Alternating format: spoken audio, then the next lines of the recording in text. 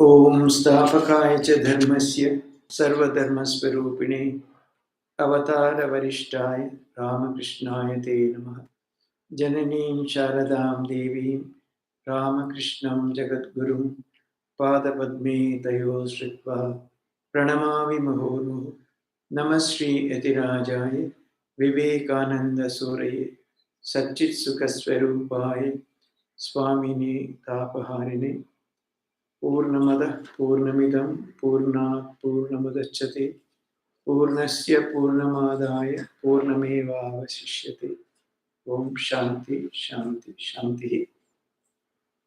So let us continue with our study of Vivekachudamani.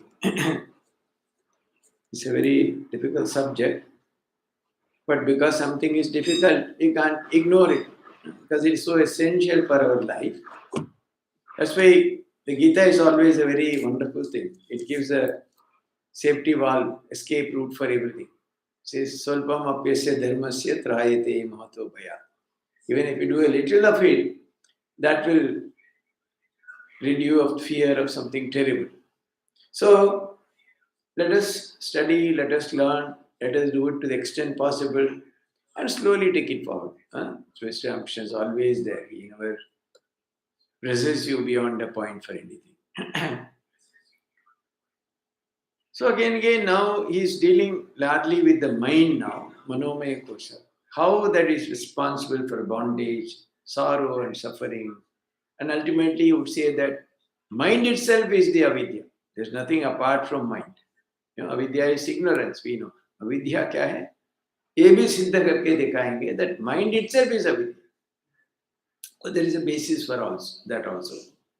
So here he says, Adhyasa yoga Purushasya samsitihi adhyasa bandhastvamaneva kalpitaha rajastamo doshavato avivekinaha janmadi dukkasya nidanameta. Probably we saw it last time. So what is the reason for a person's involvement in samsara? It is due to adhyasa or superimposition. So this is one of the very basic foundational doctrines of Advaita Vedanta, the Adhyasa. They give many examples like, so there is a fading light, you see a rope somewhere, you mistake it for a snake. Snake rope is a very, very commonly discussed example. So, the rope is there, that's why they talk of two Shaktis or powers. One is Avarana, the other is Vikshepa. Avarana is covering, Vikshepa is distorting.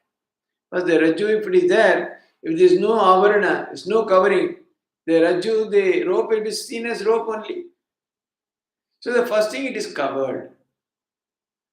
Then Vikshepa, not only it is covered, it is made to appear as something different. It is made to appear as snake, which is a distortion. So two types of Shakti of this Maya or ignorance or avidya or jnana. One is Avarana and the other is Vikshepa. Actually, they have given the example as Rajju and Sarpa. So our whole life is full of hundreds of such examples. Whole life is full of that only. So and so, we see so and so person, his real nature, all the good that he did, all his good qualities, they are first covered. Then it is distorted. Oh, he's such a useless person, such a wicked person, he is so ungrateful, and all that. That is Vikshepa. Everything, the whole world, whole world revolves around this formula of Avarana and Vikshepa. Or together it is called as Adhyasa, or the superimposition. It's a superimposition of something. That is what is leading to this wrong understanding. That is what is leading to this eternal suffering of Sukha and Dukkha. See, even Sukha is also like that. Let us not think that only there is adversity or Dukkha, it is like that. Even Sukha. What we think as Sukha, someone is getting married, one self itself getting married, a son is getting married, a daughter is getting married. Oh, so much of joy and so much of... Within months, then slowly the real nature of things start evolving.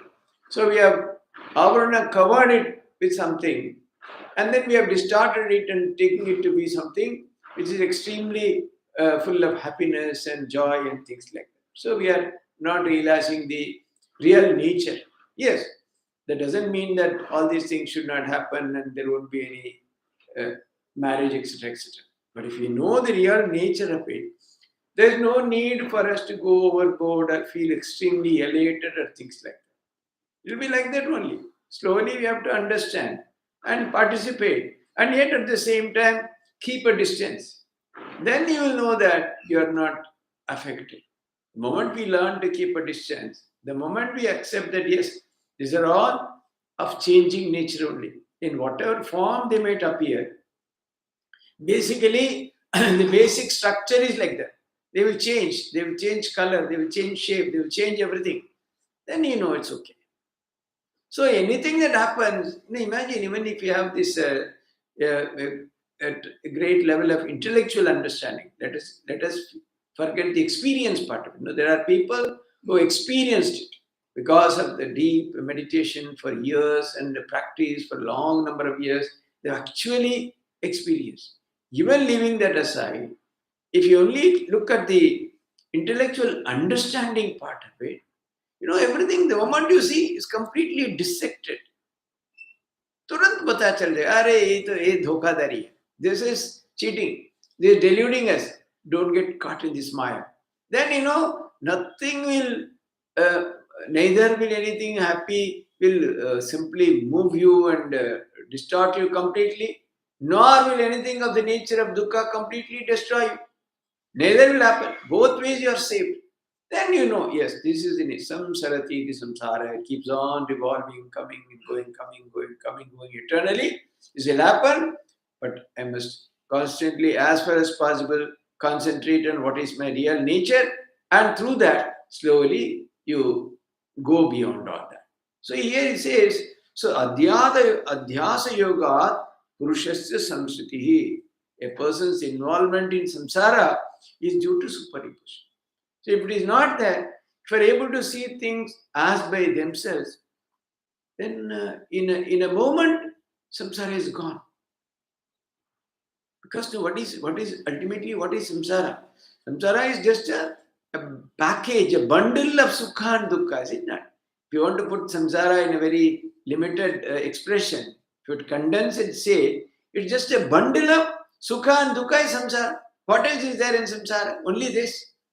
So, but if you know the real nature of the personality, real nature of human beings, real nature of ourselves, then you understand that the sukha and dukkha are only superimpositions, are covering. Covering is a very nice jalebi. Let me change the example. So it is nice to eat. You think that this is wonderful, it's a good sweet, that will give you joy, that will give you this, but then it is covered. The real nature is it's fried in oil. It's of the nature of causing you problems, cholesterol, these, that, everything. So does it mean that we'll never take? Yes. There'll always be. What happens when you develop a little kind of this kind of a capacity to discriminate or do this analysis? Everything, all your life will get completely moderated. That's the first benefit. First benefit is moderation. There are people, they go berserk. Something, these, that, spend 50 lakhs and 1 crore for marriage, something. Then you see, with all that, if it ends the other way, then unbearable suffering, unbearable dukkha. I spent so much. I spent all my savings. What is this? Who asked you to spend? Could have done it in 10 lakhs or in 5 lakhs. No harm. So, that is why it says, Adhyas yogat purushasya samsritihi. Because what happens? Some sarati iti samsara. It's of the nature of cyclical. It keeps on coming and going, coming and going. Why? Because all these things leave, all these experiences, what you wrongly experience, with adhyasa, with covering, they leave a lot of impressions in the mind stuff, in the chitta, in the manas. Then you recollect them, you participate, again it goes on. Then you develop samskara, you develop karma bhoga, then karma phala. Then in this birth you are not able to exhaust. then you have to come back again to do that. And the cycle goes on endlessly. So, the root of all that is adhyasa. Huh? Karma phala, the fruit of action. So, phal. So, adhyasa bandhastva manaiva kalpita. The bondage of superimposition is created by the mind only. It's just the mind that is conjuring up all these forms, all these various scenes, attractive, good, bad, destructive, terrible. Everything is just a creation of the mind only. Is it not? Supposing you take a knife or something, you're cutting, and the finger is maybe cut, is bleeding.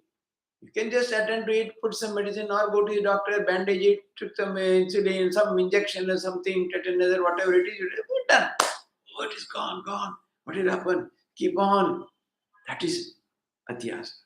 Trying to superimpose terrible effects on it and suffering endlessly. So it's only the mind. The mind can easily say, "Oh, it's an accident. It has happened. It has to be addressed. It is addressed. Done." You go on with other activities. Other mind is terribly upset, calling everybody, hundreds of phone calls, son, daughter, daughter-in-law, everybody, all come. My finger is cut. It is gone. And then you are simply lying, and your doctor also, you are not ready to go. These, that, all kinds of scenarios, scenes are being created, all by the mind only. The mind calmly takes it. Yes, this has happened, just to be addressed. It could have been cut by the knife, it could have been without knife also. Anyway, it should happen, it has happened. Now address it. So that is being steady, not being involved in this adhyasa. So it says all these adhyasa, manaiva kalpita, only by the mind, imagination of the mind. Otherwise, there's nothing. See, there's a beauty. God has given us a terrific, very, very powerful instrument called mind. But if you use it this way, it will only keep on creating you bondages, endless bondages, any amount of bondages. But if the same mind is the best instrument which can use for going higher up in your pursuit of the adhyatma, of the spiritual. Ultimately, you have to use the mind, but then finally overcome the mind also, because mind itself is the cause of all ajnana, all adhyasa, all avidya. But through the mind, where will you discriminate? What is the basis? What is the foundation? What is the space? Again, it is the mind. The mind only you can discriminate. Between nitya and anitya, where will you discriminate? Only in the mind. The same mind that creates adhyasa, the same mind can be used to get over this adhyasa also, as Ramakrishna beautifully puts it. Supposing a thorn pricks your foot, you take out another sharp instrument, take out that thorn and throw both away. Like that. Using the mind, go beyond mind, and then you are leaving the mind behind. There's no problem. And then he says, Rajastamo doshavato avivekinaha. See the griefs, Rajatama doshavata, the cause of grief of, and then Janmadi dukkasya nidanameta. So the man of non-discrimination, avekina, is caught up, Rajastamo doshavati. He is caught in this bondage, the Rajas and Tamas. Because all that is happened because of ultimately we know the whole personality is because of the three gunas, Sattva, Raja, Tama. So wherever there is Raja and Tama, Raja leads to tremendous activity, and activity leads to dukkha, activity leads to sukha, and you are caught in this bondage, and Tama is completely indolent, sleep and laziness and all kinds of other negativities. So because of these two, a person of non-discriminating nature, avyekinaha, janmadi dukkasya nidhanametat. For such a person, the birth and death, the grief due to birth and death, it's all because of this only, because of this adhyasa or the superimposition. So, you see, it's only janmadi means beginning with janma. Janma, marana, both. The grief of birth is also grief. Because that's why when you are born, you start with crying. The cry is the first action of a baby. If it doesn't cry, people are terribly worried. It is not weeping, it's not weeping. Somebody pinches and makes it whatever it. So, the birth begins with crying, dukkha only. Because the moment you are born on this earth, you have to go through all the gamut of that sukha, dukkha, constantly experiencing this way till you finally discover your real nature or go and reach such a high state. You're constantly there. So this is the thing. The Aviveki is characterized by these two gunas, namely rajas and tamas. For such a person, there is no end of janma and marana. It goes on endlessly in cyclic. That's why samsara, succession of the intermission of birth and death. Samsarati, it is samsara. So, adhyasa bandha, the adhyasa is the cause of samsara, is to be traced to the mind. अध्यास योगात् पुरुष अध्यास बंधा तुम मनैव कल्पिता. The adhyasa bandha, the bondage is traced to the mind. Bondage itself is of the form of adhyasa. Because we feel that we are bound, we feel that we are limited, we feel that we cannot do this, we feel that we cannot. So all only the bondage, and it is created by the mind. That's why the same person of same age, same stature does so many things. A person of this can't do anything, so incapable. Where is all that? I also have two hands, you also have two hands. The other person, why some person is all that? The bondage, the limitation is completely conceived by the mind. So some people, so many are there, become brilliant, these, that, civil servants, and so on and so forth, and many are languishing at that age. The difference is the mind. So, it is manaprasute, it's born of the mind. That's why they say, even the body with senses, all that, in one sense, ultimately, it is because of the mind only. Because why? Again, they only go back to these three states of consciousness, namely avasatraya. That is Jagrat, Swapna, Sushupti. In deep sleep, where is the body? Body is not there at all. In deep sleep, do you feel the body? No. Even in the sleep with the dream, this body is not felt. These indriyas are not felt. The dream, the mind creates separate body for enjoying the dream objects. Is it not? When you're awake, when you're sleeping, maybe you have no teeth at all. You are maybe 80 plus, no teeth. But in the dream, you are nicely, chewing bone and this and that and enjoying monks. How is it possible? Bhai, mere to daant hi nahi hai. I don't have teeth at all. In the dream world, the mind creates not only the objects for enjoyment, creates the enjoyer also. So that's why, it's a dream is far more enjoyable because many things which cannot do in the dream. If you imagine, probably they'll all come as traces in the sleep, in the dream sleep, where the sleep is full of dreams. But in completely dreamless sleep, there's no body. There's no body, not even mind. Only the awareness, that witness, that all is present, that witnesses and comes back and tell you once you wake up, I was there. Why? Because I slept so well. I was so peaceful, so happy. कितनी अच्छी आज नींद हुआ. So there was somebody who was witnessing the whole drama that was happening by way of dream sleep. So what is his body? It's just created by the mind only. So whether you can realize that there is no body, yes, it is possible. May not completely disappear totally, but in parts, because supposing you have a very extremely painful some condition, something, maybe stomach pain or back pain or something, you're lying down, you're extremely upset or feeling, suddenly something happens. So important or so urgent, so serious, something, completely you forget everything. Next 2 hours you're extremely busy trying to do all that has to be done because it is such a crisis. You have to act. You can't spare even a minute. Then will you say, no, I'm having back pain. After 2 hours I will do. Arey bhai, 2 घंटे की बाद तो खत्म ही हो जाए.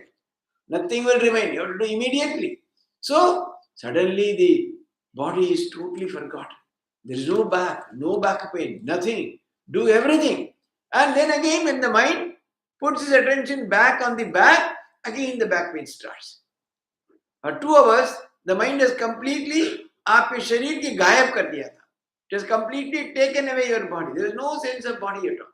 Only that urgency, immediate, it has to be done, like that. That was going on. Then after 2 hours, the mind comes back. Again you are all over, sukha, dukkha, everything. Something has happened. You're terribly unhappy, grieving like anything. Then suddenly something happens. Then for 2-3 hours, completely immersed in something else, so full of joy. Everything happened. Hare, you are weeping like this. Hare, baad mein. Then again after 2 hours, it comes back. Again haunts you. Again you. So that way it is, in a sense, it can even be said that the body itself is only born because of the mind.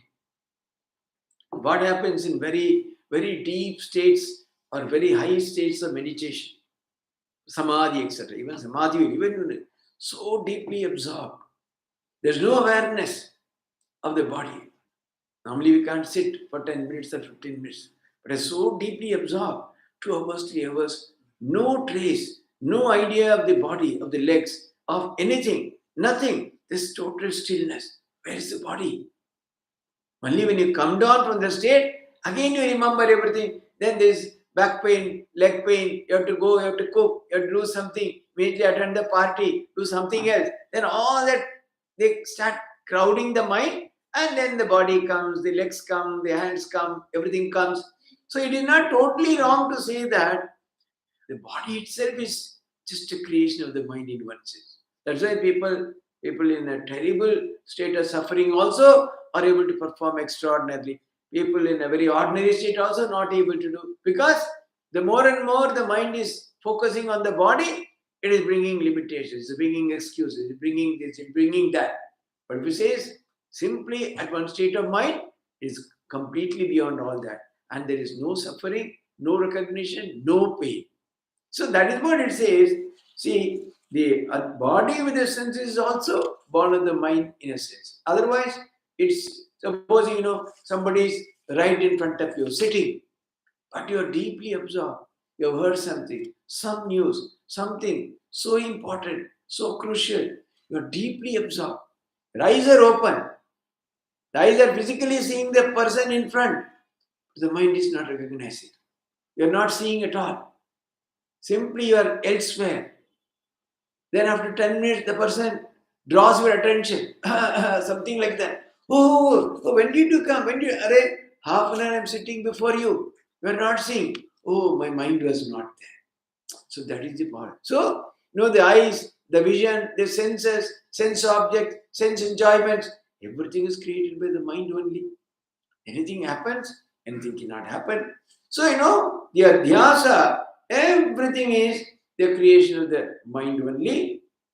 It's the cause of successive births and death, and it ensures the flow of samsara. So all kinds of griefs like birth, death, etc., they're all manakalpita and by the mind only. Then what is that? What do people really who are wise, manishi, what do say? Atah prahur mano avidyam panditaha tattvadarshinaha yenaiva brahmyate vishwam vayuna iva abhram. So the wise Rahu, Pandita, they all declare that mind itself is the avidya. Ataha prahud mano avidya panditaha tattvadarshinaha. These people have declared that mind itself is avidya. Avidya is ignorance. Wrongly imposing something which is not there, trying to understand that to be. As the classical example, understanding the rope to be the snake, understanding something to be something else. This is avidya. But avidya, what is the locus of avidya? Where is it avidya? Where is it felt? Where is it understood? In the mind? If the mind is not there, whether it is Rajju or real Sarpa, does it matter? No. It matters only because of the mind. So the Manishis, Prahu, Panditaha, Tattvadarshina, they all say that mind itself is avidya. Because without mind, Avidya has no locus, no place to stand upon. Avidya is totally irrelevant if there is no mind. So therefore, extending the idea further, it says, Avidya itself is the mind. There's nothing apart from mind as Avidya. Because all that play that happens only in the mind, if the mind is quietened, if the mind is completely brought under control, there's no Avidya, there's nothing. What is the example they are saying? Yeneva Brahmyate Vishwam, Vayuneva Brahmand, Vayuna Iva A Brahmandaram. What is that? The universe is tossed like clouds by the wind. What does the wind do? When it blows strongly, the entire clouds move in one direction. Then again from that side, it goes. Constantly, it is blowing them this way, that way. Make it, shunt here and there like a helpless person. In the same way, the whole world is tossed aside this way, that way by this avidya or the mind. Because now in the same day, how many kinds of hundreds of experiences we have. And all of it, if you understand, if you go through again and again, if you analyze carefully, everything is practically a wrong experience or a wrong understanding, without exception. From morning to night, if you see very clearly, unless a person is deeply rooted in viveka, in discrimination, everything that we experience right from the time we get up till we again go to bed, or even in sleep, even after that, all the actions practically, they're all in the realm of or in the field of this avidya only. Again and again. What you imagine, you sit, you one for oneself, one can sit and imagine. So from today morning to night, what all I did, what all happened. If you think deeply, again and again, finally it will come to you. If you are a person of that kind of a strong viveka, oh, everything I was going in the wrong direction. Morning to night, how many kinds of feelings, how many kinds of expressions, how many kinds of good, bad, these, that. Everything is, if you do it, you must catch it carefully, then you'll understand. They're all the results of aviveki. And by the entire world is tossed around like wind, dust to clouds. It's all by the mind. Yenaiva. Pandita, mind is the cause of samsara, etc., etc. So, as you said, the main thing is because there is no other place for the mind, for the avidya or the adhyasa. Where does it lie? It lies in the mind only. If the mind is completely calmed and still, there is no adhyasa, there is no avidya. It will run away. Where is avidya? You can't catch it. Where is maya? You can't catch it. But the moment the mind comes into play, it's fully active and it is doing all kinds of tricks to the mind. So, what should be done? See, we have always, in this Vivekachudamani, the idea is the Guru is showing the path to a disciple. What is to be done? We also know is the problem. Is there any solution? How to do it?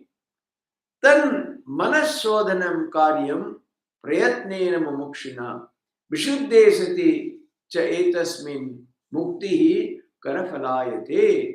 Therefore, the person, mumukshuna, who earnestly desires liberation, manashodhanam prayatnena karyam.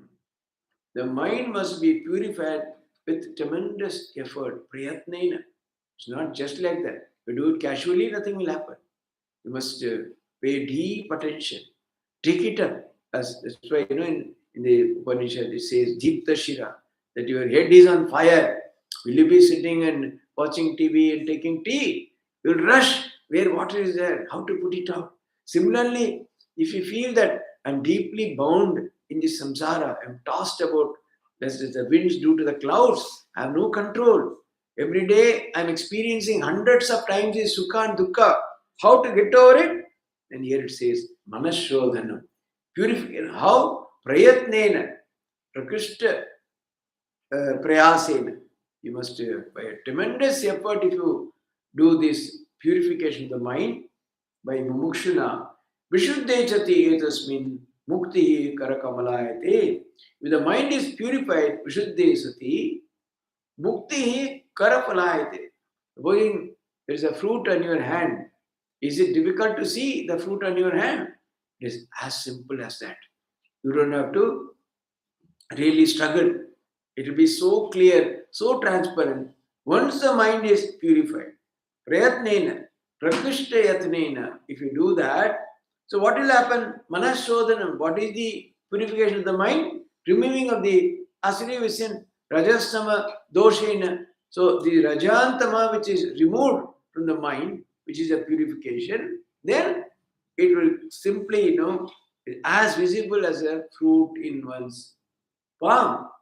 So, that means what? You're already having it. It's in your hand. Well, आपकी हाथ में ही है. It's in your hand. But you are not seeing. It's very apparent. It's clear. You don't have to go search anywhere to see that. But then, why you are not able to do? Supposing your eyes are like that covered, something like that. The vision is totally obstructed. In your one hand it is there, but you are not able to see the fruit. Similarly, the mukti or moksha is very much within us, very much in our hands, so close. It's our real nature, it's our real swabhava. But because the vision is clouded, something has happened. The spectacles are so full of dust, you can't see anything. So we are not able to see the fruit, which is very much in our hands. So once you do that, you just clean the specs, hurry, it is there, just in my hand. In the same way, the mukti or moksha, you don't have to go and search anywhere. And बाहर से लिया ना ऐसा कुछ चीज नहीं. It's not something being brought from outside. It's not something which is alien to you. It's very much within you. It's very much your real nature. It's your birthright. It's your svabhava. But you see that. Unless you see, how can you understand? It is here. So that is why they say that it is as transparent, as clear as karafalayate, like a fruit in the palm of your hand. You don't have to do anything. This is the easiest thing to see. Supposing it does not say when it is somewhere lying near you. No, it's in your own hand. Easiest to see. And then how is the mind purified? He is giving some hint in the next sloka. It says, Mokshaika Satya Visheshu Ragam Nirmulya Sanyasya Cha Sarva Karma Tas Shraddhaya Yas Ravanadi Nishtaha Rajasvabhavam Sa Dhunoti Buddhehe. So what is that? By Mokshaika Satya, by tremendous concentrated dedication, the desire for liberation, moksha, mukti, ichha, moksha. Then, Visheshu Ragam, all the attachment to the Vishayas, terrible, any number of attachments you have, Nirmulya, Sanyasya cha Sarvakar, completely removing all that, getting rid of all the attachments, as also all the action. Because this we will see to detail, if not today, even in the next class also. But it says the tremendous desire for liberation with concentrated dedication, moksheka saktya, visheshu ragam, the attachment to vishayas or the objects of senses, nirmulya, completely removing them. Not only they, sanyasya cha sarvakam, giving up all actions, yat shraddhaya, with shraddha, then with deep sense of respect and faith, yes shraddhaya, yes shravanadi nishtaha, then rajasvabhavam cha dhanoti buddhehe, then it completely destroys.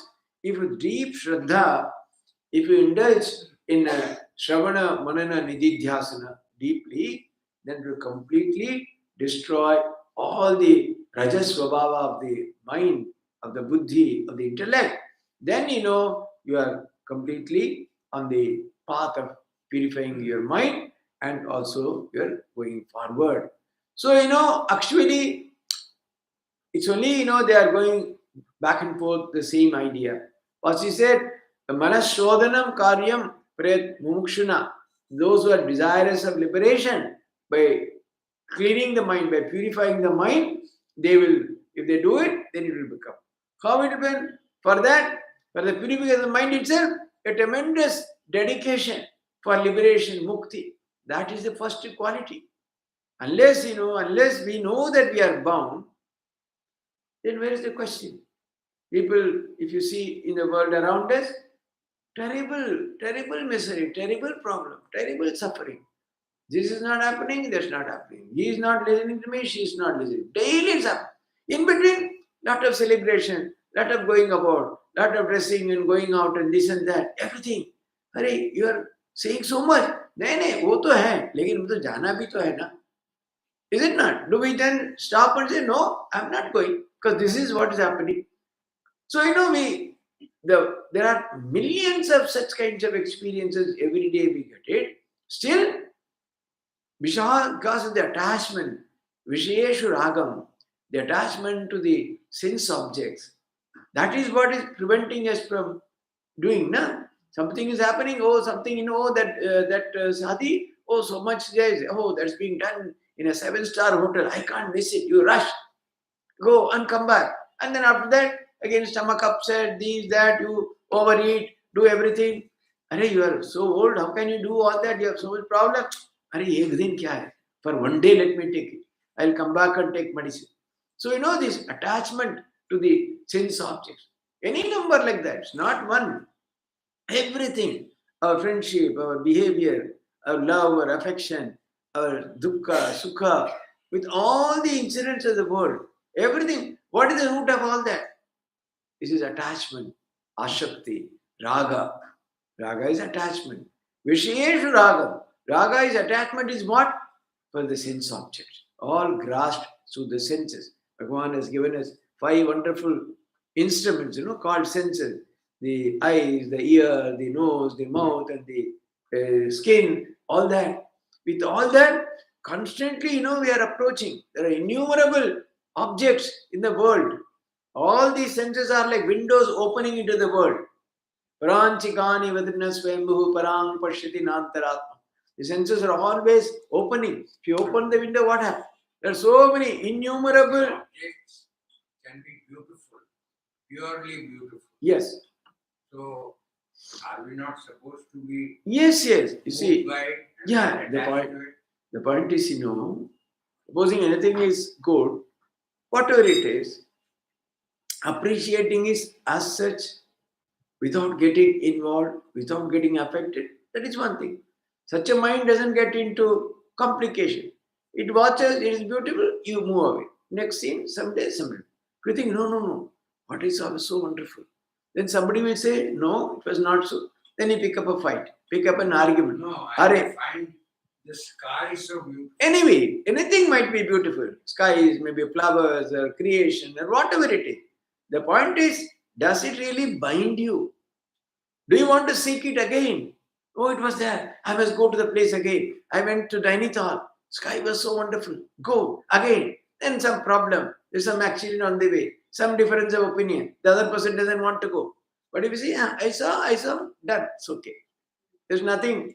It doesn't leave a trace, attachment in the mind. The moment it leaves a trace in the mind, then again, that is where the problem. See, whole world, what is that? Whatever we do, it is done as such and it is buried there, no problem.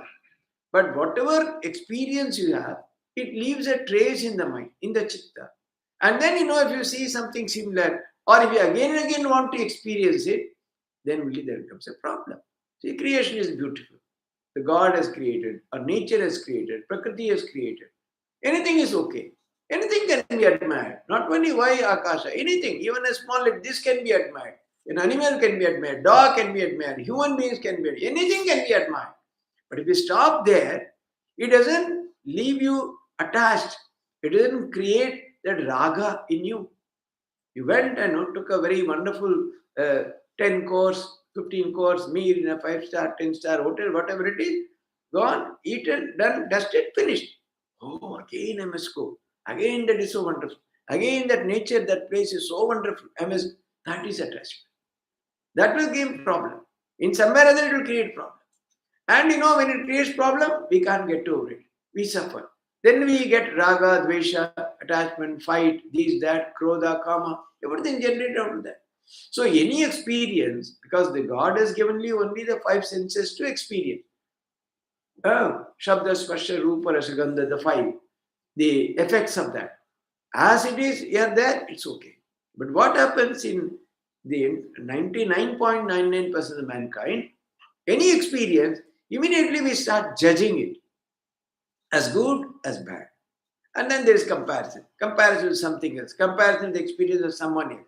And all that leads to maybe sometimes even argument, this, that. Goes on endlessly. So, that's why, a very famous philosopher called J. Krishnamurti, who for some 50, 60 years he was delivering lectures. Sir, can you look at a tree? Can you just look at it? What is just looking at it? Without forming any opinions as to it is good, bad, these, that. Just enjoy the sheer beauty of the creation without leaving any trace in the mind. It doesn't happen. If we do like that, then slowly in other ways of our life also it's possible to bring that kind of an attitude. But only because whatever we do it is conditioned and colored by our own likes and dislikes. Comparison with the past experience. Comparison with something else, somewhere it happened. Oh, अच्छा ये यहाँ नैनीताल में, अरे मैं ऋषिकेश में देखा ना, इससे भी कितना अच्छा था वो. And somebody was, अरे क्या आप ऋषिकेश में देखा, नैनीताल की क्या कोई तुलना है क्या? Then again it becomes, that leaves a mark in the mind. अरे क्या इसने बोल रहे, मैं तो बोला, इतने नाराज होना क्या है? Why should we disagree? Then it creates in the mind. So all that they disturb the mind. From there only sukha and dukkha happens. If something is there, you're silent. You have no expression, no opinion. You're just seeing it, just captivated by the real beauty of it. And such a mind, unless it is extremely calm, extremely quietened, otherwise it's not possible to appreciate it in the true sense. It's all only partial. It's all only comparison. It's all only my opinion versus your opinion. And it's all and also it should not, the moment it creates a desire again for that, that means you are enjoying it, your observation was not perfect. It is there, it is there. But it can happen again, it need not happen again. Because the moment you say it should happen again, you get into that cycle of samsara. Because how to arrange it, how to go, how to take leave, how to arrange for railway pass, how to line for air ticket and whatever it is. Then problems. Oh, then you decide that very day you get terrible cold. Last minute to cancel. Then the mind is really upset. I wanted to see that again. How much I had planned. I did everything. Oh, it has got cancelled. You are terribly upset. That is what called raga or attachment. Seeing anything by itself, observing it without any sense of that kind of a personal participation attachment, that's definitely a mind which is superior. That is, it has probably done that shodhanam, manas shodhanam. To some extent, it has done the purification of the mind. But it has to be a continuous thing in every aspect of life. It's not that I admire a flower just like that, but then I am terribly always angry with something else in the house. And such a mind is not a quietened mind. It's a very temporary, most unsteady or a very, very purely passing phase of the mind. No, the mind is quieted, to be equally quieted. It won't be terribly upset if there is more salt in the cooking or less salt, or it is less boiled or more boiled. Today is available or not available.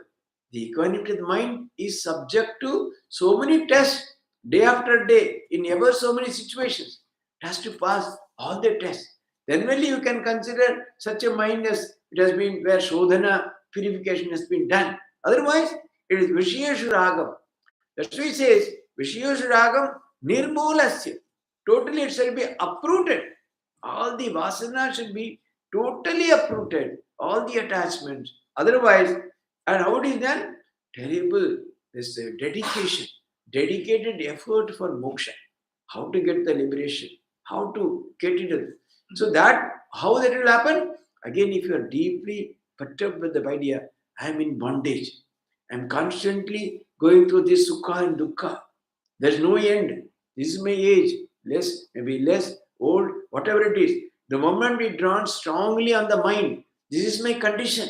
What am I doing? I have spent years on this earth. This is my condition. I get so affected by something.